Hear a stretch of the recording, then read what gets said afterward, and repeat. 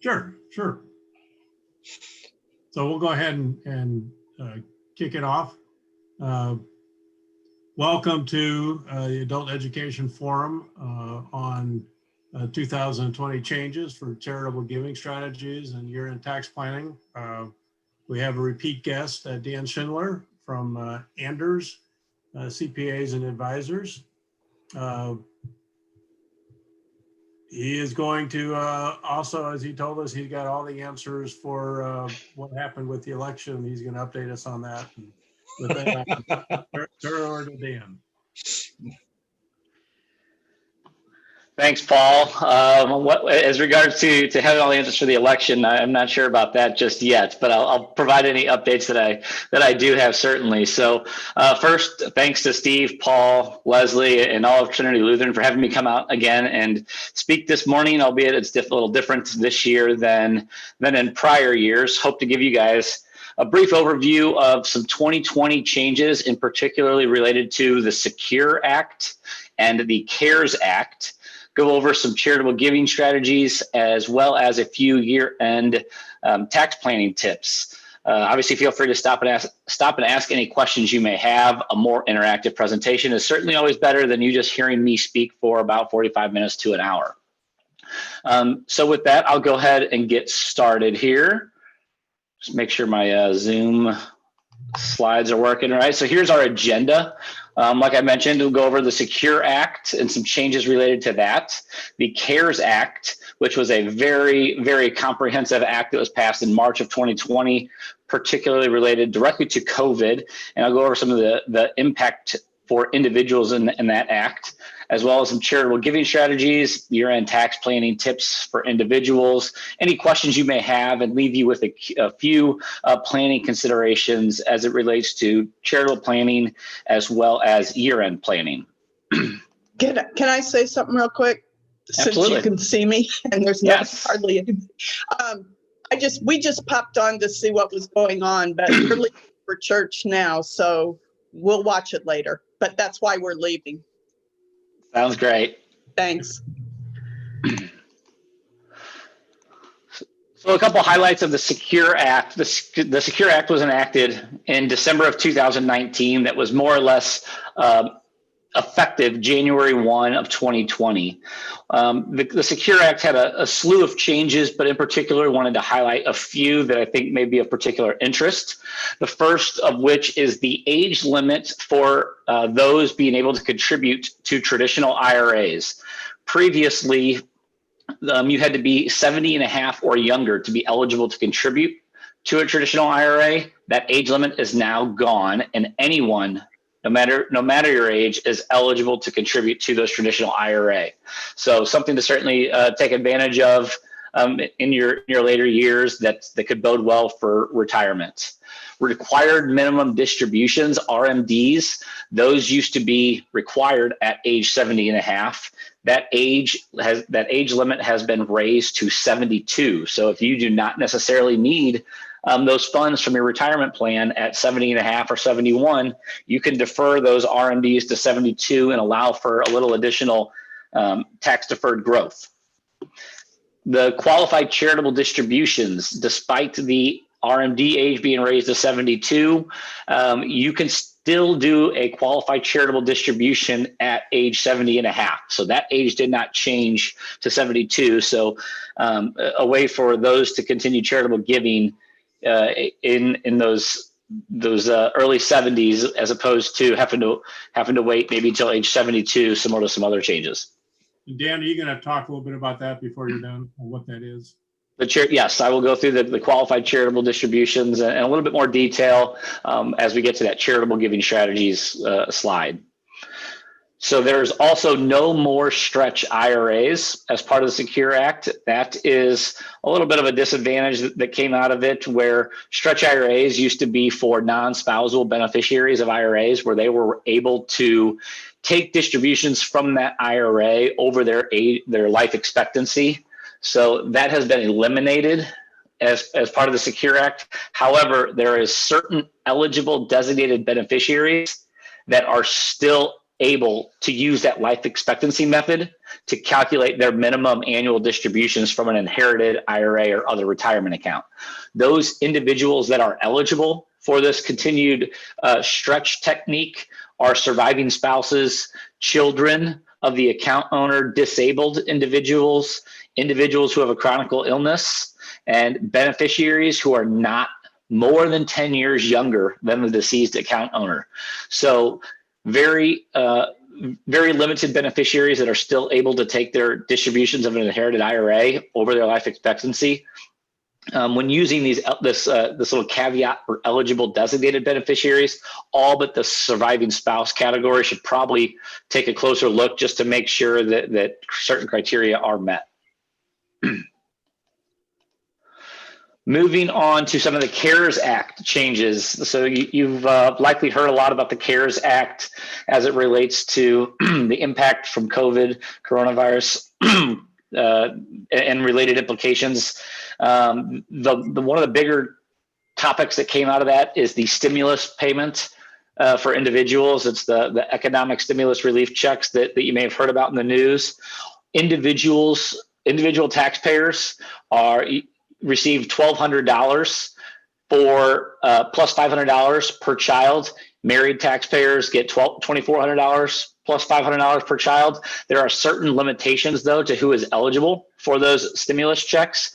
Your AGI for single taxpayers had to be less than $75,000. For single taxpayers, less than $75,000. For married taxpayers, less than $150,000.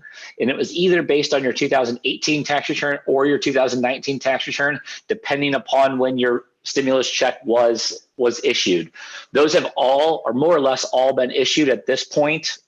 While this is a 2020 payment, it was based on your 18 and 19 tax returns solely for the reason that obviously no 2020 tax returns have been filed. However, if and when your 2020 tax return gets filed, say in early 2021, this stimulus check will be reconciled on your 2020 return. So if your AGI happened to be above the limits on both your 18 and 19 tax return, but in 2020 it was below those thresholds, you will get your full stimulus check when filing your return. So it was really an advanced payment of the credit because the credit is really directly related to your 2019 income.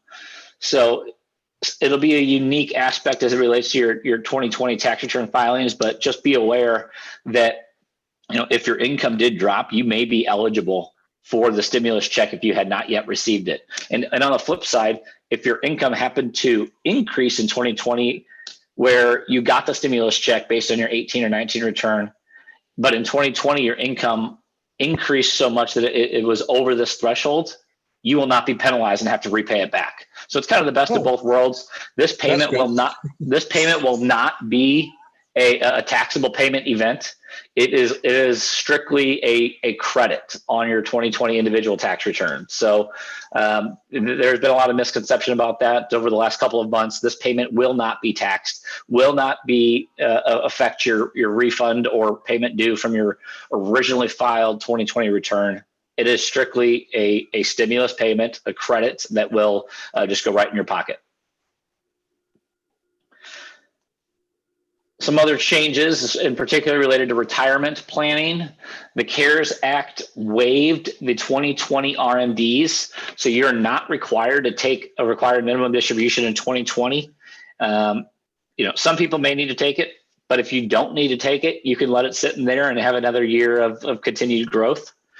The retirement, from a Roth IRA conversion strategy, with a lot of people's income being impacted negatively this year, the Roth IRA conversion strategy could be particularly beneficial due to converting traditional dollars into Roth dollars, paying the tax in 2020, where presumably a lot of taxpayers have a lower tax bracket due to decreased income from one reason or another.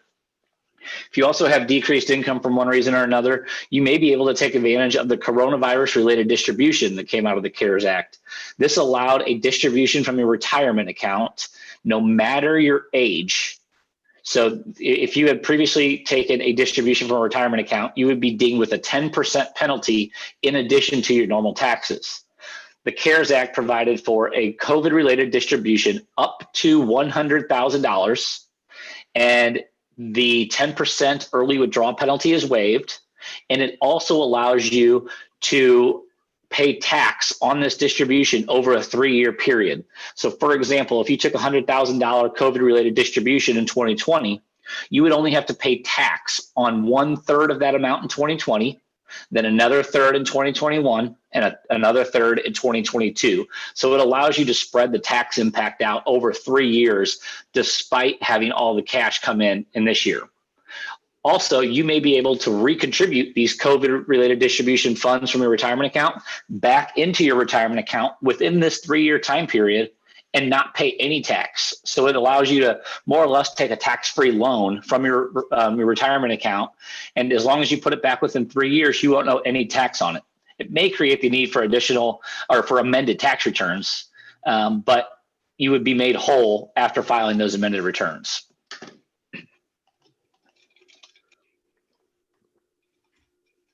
The CARES Act also provided some changes for charitable contributions. It allowed for what's called an above-the-line tax deduction. Those that do not itemize their taxes, so they take the standard deduction as opposed to itemized deductions. If you take the standard deduction, you generally don't get a benefit for your charitable contributions. However, the CARES Act does provide for a $300, what's called above the line deduction for charitable contributions. So even if you take the standard deduction, you will still be allowed a $300 contribution on your 2020 tax return.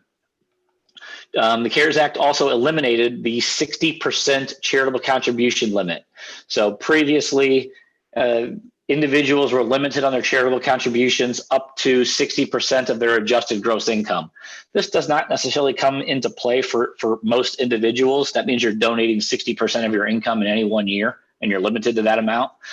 This threshold of 60% is eliminated in 2020. So you can actually contribute up to 100% of your AGI limit in 2020. Not many people will take advantage of it, but for the very, very few that could, it could be a very advantageous opportunity to do so. The charitable contribution, or there's the opportunity for IRA distributions. So because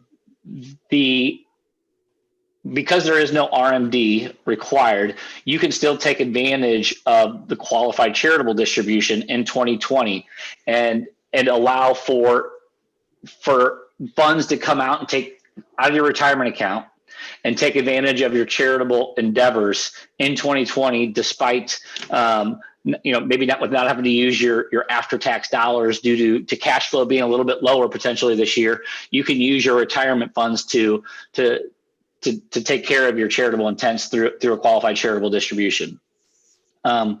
Taxable income planning. We'll go through that a little bit here in just a second as it regards to some year-end tax planning. But the CARES Act did provide for some unique opportunities from a year-end planning aspect as a whole. Moving on to some charitable giving strategies. So here's a handful of charitable giving strategies and options. I'll go into a little bit of detail on some of them, not so much in others.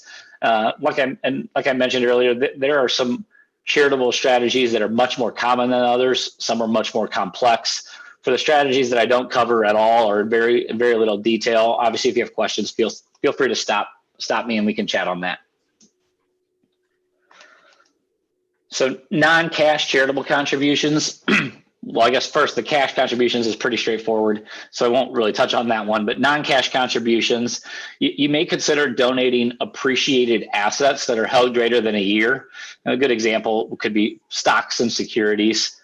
Despite COVID, the stock market has generally held itself pretty well this year. So some might not think that there are too many appreciated securities, but there certainly are some still out there. So those may be a good idea to donate if you're going to be making a charitable contribution at all.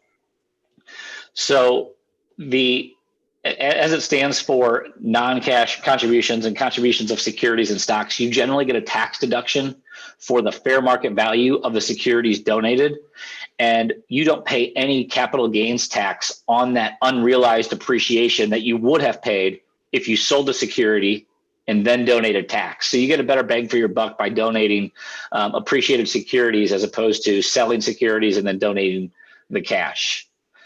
And then you can always donate personal property as well. For example, clothes, goods around your house that you're no longer going to be using. You generally get a deduction based on the fair market value, or what they call a thrift shop value for those type of items. So qualified charitable distributions, I know we hit on this a little bit earlier. So it was extended permanently as part of the Tax Cuts and Jobs Act for 2018. This is available to those with an IRA and are age 70 and a half or older at the time of the QCD. So despite the Secure Act making some changes to retirement plans, it did not alter the ability to utilize a QCD at the age 70 and a half. Individuals can make a QCD of up to $100,000 per year, but the donee must be a public charity as opposed to a private foundation or any donor advised fund. Now you may ask, how does a QCD work? Well, typically when you take a distribution from your IRA, that's considered taxable income. And then you can then donate a portion of that amount to a charity and receive a tax deduction. However, with a qualified charitable distribution, the funds are transferred directly from your IRA to a charity of your choice. Now, when this happens, you do not include the IRA distribution as income, and you do not receive a charitable deduction. Now, you may wonder, well, what difference does that make then? It does, and it can make a large difference for some people.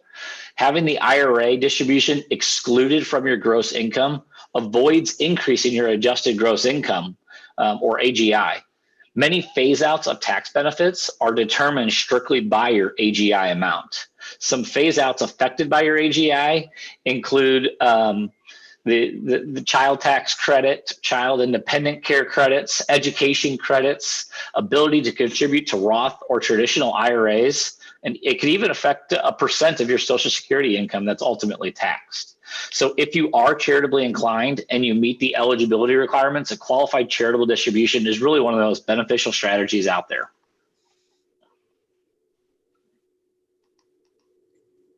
A donor advised fund. A lot of you may have heard of a donor advised fund.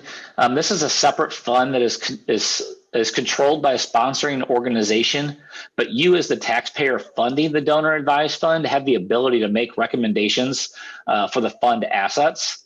A donor advised fund is started by the taxpayer contributing some sum of money to the fund.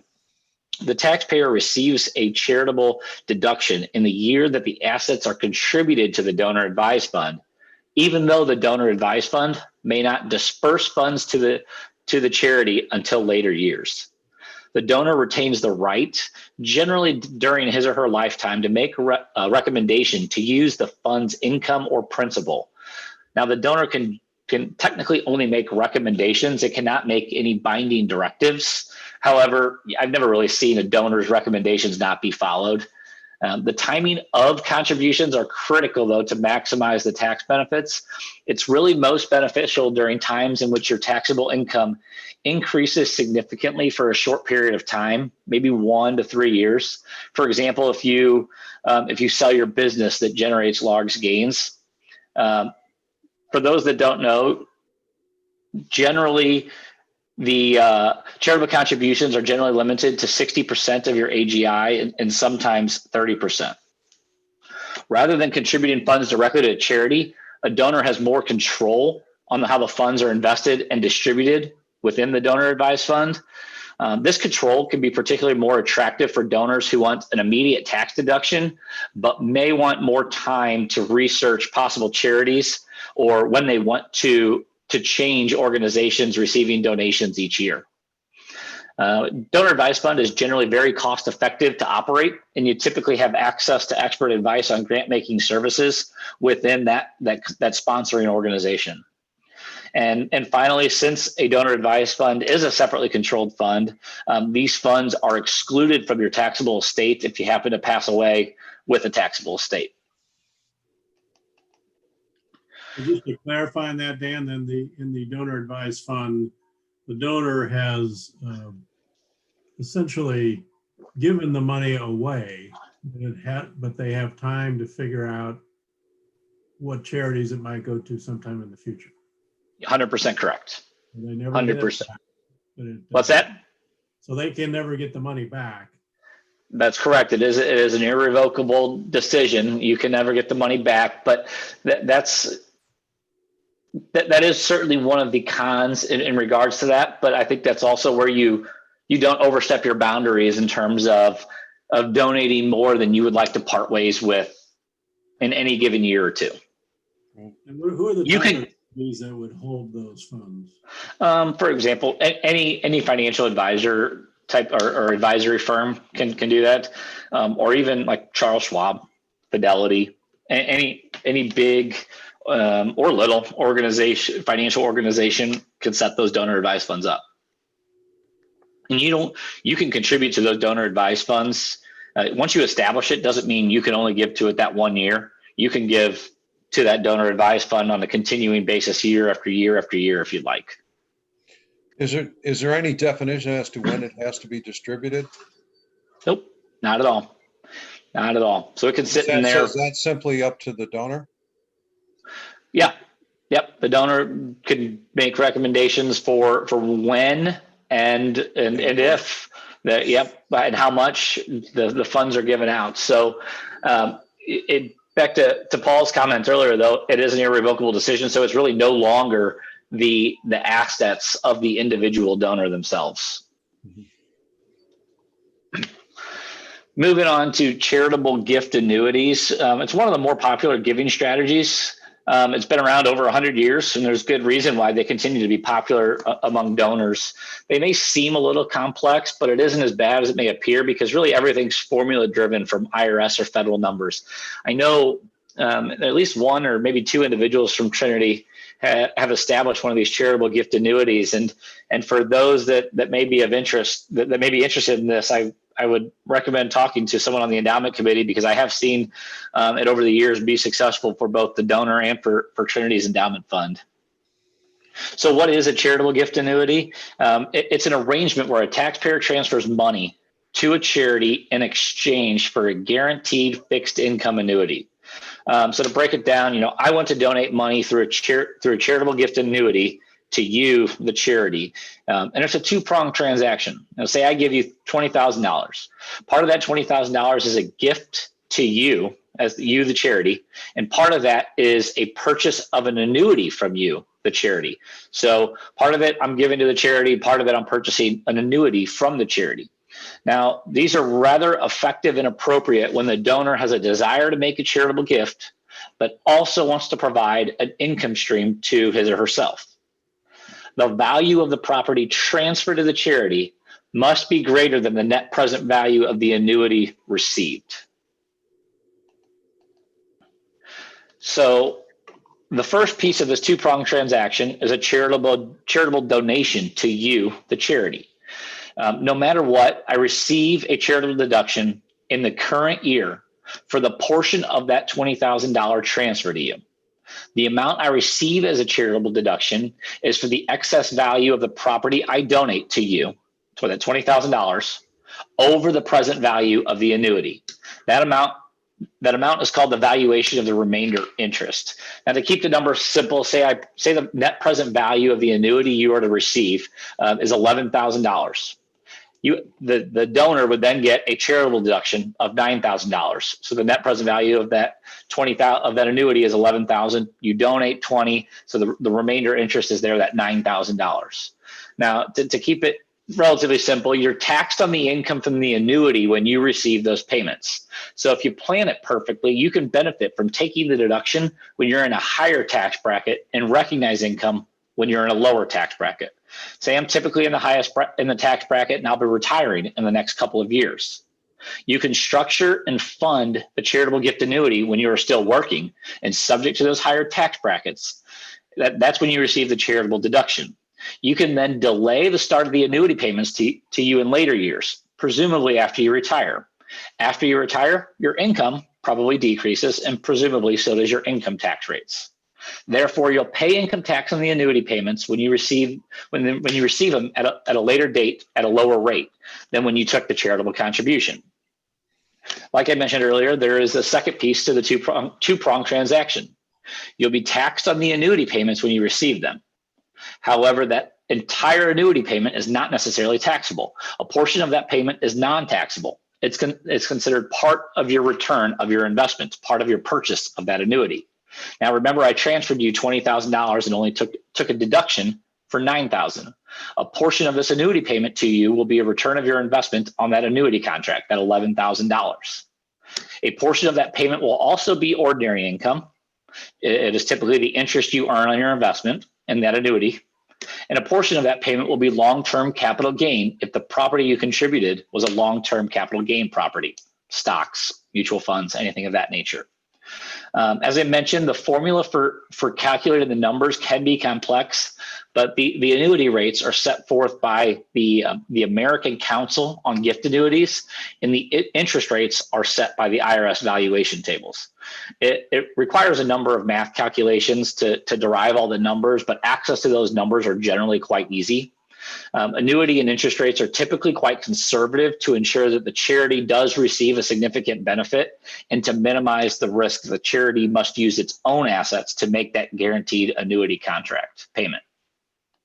And while the rates are conservative, they are significantly higher than using a fixed income instrument. Absolutely. Of course, you don't get your money back. But you get an income stream guaranteed for your life. So exactly. The benefit is really to make sure that you give the charity what the charity not necessarily deserves, but yes, what they deserve, as well as what they were intended to receive. So the rates are set very conservative so that it protects the charity more than maybe it protects the individual donor. But in order to set something like this up, the donor has to have that charitable intent behind it in order to make this most advantageous, because it really does protect the charity first, and then the income stream later. That's why that interest rate is set so low. And we'll talk a little bit more about this next week when Stephen Phelps comes from the ELCA Church. So we have had a number of these given to the church, and just so you know, it's not the church office that is managing that money and investing the money. The professionals within the ELCA do that to make sure that the income is there to pay the annuities and then protect the residual balance for the church. And then if you're in a good environment in terms of the market, and in terms of the market, I guess it could be very advantageous not only to the beneficiary or to the charity, but also to the donor, because if the growth in those assets really increases, then that benefits the donor in the form of long-term capital gain treatment as opposed to ordinary income treatment. Moving on to life insurance, another very common charitable giving strategy is utilizing this life insurance. Typically a strategy when individuals are really hesitant to donate significant assets to a charity during their lifetime, because they want to make sure that there are sufficient assets are left for their family members. Life insurance may allow an individual to satisfy their charitable inclinations while at the same time protecting their assets for their loved ones. Donation of a policy to a charity, when you generally get a tax deduction for all the premiums that you have paid on a policy to date, plus any premium payments made. The naming the charity as a beneficiary. Now, when you just name a charity as a beneficiary, this strategy is more for your own, done it for your own heart. You don't necessarily get a charitable income tax deduction when you just name a charity as a beneficiary, because the donation is not of complete interest in the policy. It makes sense though, because you can really change the beneficiary of a life insurance policy at any time. So you really have to donate the policy outright to get the best bang for your buck. The other way to utilize life insurance, which I won't go into it too much, is funding a charitable remainder trust. It's the last option, much more complex. It's basically funding a charitable remainder trust with the life insurance policy. Much less common, won't go into as much detail there, but do know it is certainly an option. Bequests. Lastly, charitable bequests form the largest segment of planned gifts to a charity in terms of volume. Charitable bequests can be listed in your will or even your revocable trust. And what this means is when you pass away, you designate a certain sum of your assets to be donated to a charity. They do not have any impact from an income tax deduction standpoint, but if you do have a taxable estate, the charitable bequests qualify for an estate tax charitable deduction. So some year-end tax planning tips here. The timing of income and deductions. We're in a unique environment right now. Generally, the most common method is defer income, accelerate deductions. Now, I've seen a lot of people this year, particularly with the election, and if Washington goes all Democrat, where there is a potential increase in taxes, people were very concerned about that from a tax front, and I've seen a lot of people accelerating income and deferring deductions. Now, you can't predict what's going to happen necessarily in terms of tax rates.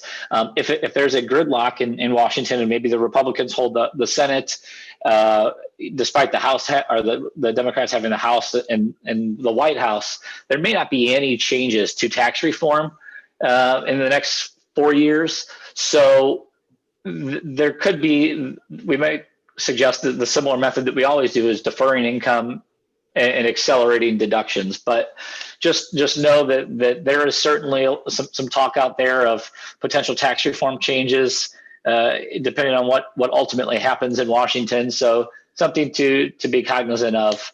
And also, despite potential or the changes in administration coming forth, the Tax Cuts and Jobs Act does sunset at the end of 2025. So, 2024 or 2025. But we got a handful of years here before the Tax Cuts and Jobs Act changes do sunset and expire, and we revert to pre-2018 rates. Harvesting capital gains or harvesting capital losses or recognizing capital gains. If you've already incurred significant capital gains throughout the year for one reason or another, you may consider harvesting capital losses to help reduce the tax on your ultimate capital, net capital gains. Now, if you are in a low tax bracket year, for one reason or another, you may want to consider recognizing capital gains, because capital gains are taxed at either the 0%, 15%, or 20% tax brackets. So if you're in a really low tax bracket this year, you may want to consider recognizing some capital gains if they're going to be subject to the 0 or even 15% tax bracket. Consider making large gifts, whether utilizing your gift tax or estate tax exemptions. There's been a lot of, today's estate tax exemption is about a little over $11 million per person. So it's a pretty sizable number, but there has been a lot of talk that number gets reduced, especially if the Democrats take all three parties in Washington. It could be reduced to, say, $3 million or $5 million. So that brings into play a lot more people. So you may want to consider utilizing some of your gift or estate tax exemptions this year or in the coming years before the Tax Cuts and Jobs Act expire or potential tax law changes do happen. Planning tips related to retirement plans. Maximizing your contributions. Make sure you've put the maximum in your 401k or in your IRA to get those benefits. Utilize Roth conversions. Like I mentioned earlier, if you are in a low tax bracket year, you may want to consider Roth conversions. Roth conversions are beneficial when you're in those low tax bracket years, because you're paying tax on the amounts you convert from traditional to Roth dollars, and you want those taxed at the lowest bracket as possible. Roth IRA dollars are also not subject to the required minimum distribution rules. So you have a little bit more flexibility and advantage with Roth dollars as opposed to traditional dollars. Again, remember the RMDs are waived for 2020 only. If you are generally someone who takes your RMD at the end of every year just because you have to, keep in mind you don't have to take that this year.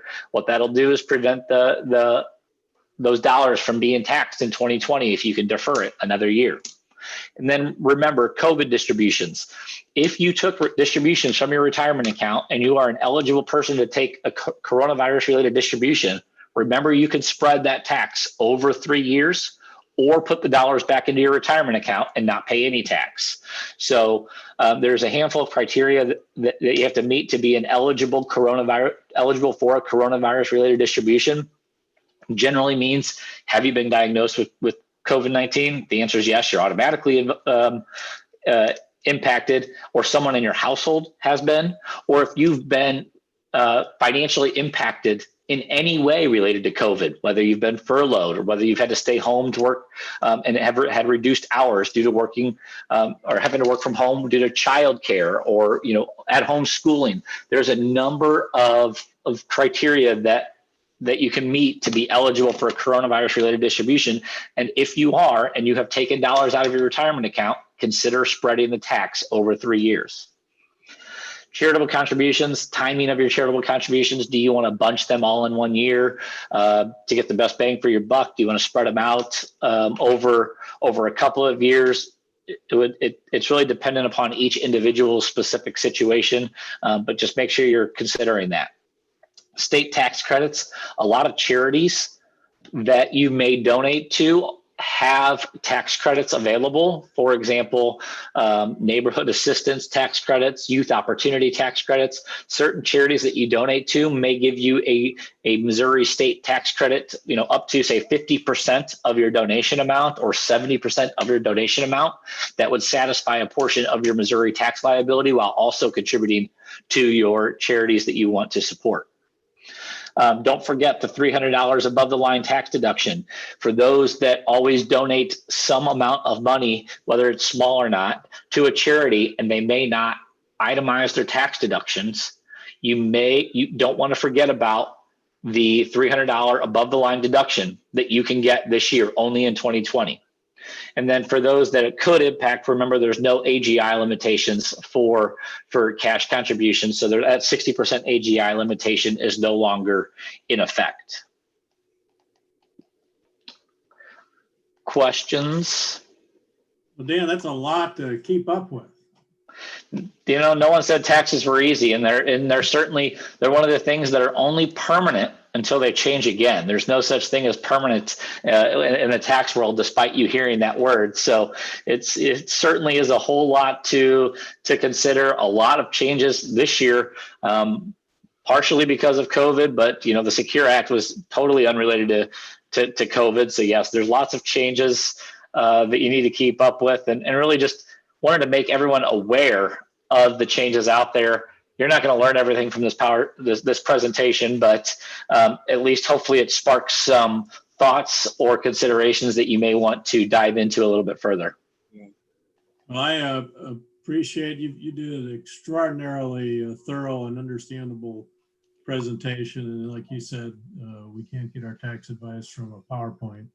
So if anyone has follow-up questions and you want to talk to somebody in addition to your own, we'll certainly make sure we can put you in contact with Dan. I don't think we're going to know anything of certainty before the end of the year. So probably, that's a lot. That's a big question I've gotten from a lot of people is there's supposed to be CARES Act 2.0 that comes out. There's supposed to be another round of stimulus payments that are supposed to be issued. They couldn't get they couldn't get along in Washington, quite frankly. And with all the other things going on, mainly the election, their efforts and energy was not necessarily there as it relates to getting additional relief passed. I do personally think that CARES Act 2.0 will happen before the end of the year. Now that the election's over, everyone knows more relief and support is needed for this country to continue moving forward in some relevant manner. So now that this is over, I'd like to think that the heads come together and really get additional relief passed for the American people. Not obviously not guaranteed, but I really do think something's going to come down the pipeline with additional changes and support. We'll all stay tuned. Absolutely. So these are just a few planning considerations to leave you with. We've gone through all of these topics, but just really know what is out there, and really recommend that if something did pique your interest, or maybe be applicable to you, dig a little bit deeper before year end to see if it's something that you really do want to take advantage of. And with that, here's all my contact information. As Paul said, feel free to run any questions that you may have by me if you're just want another set of eyes that look over something, or to bounce an idea off of. I'd be happy to help.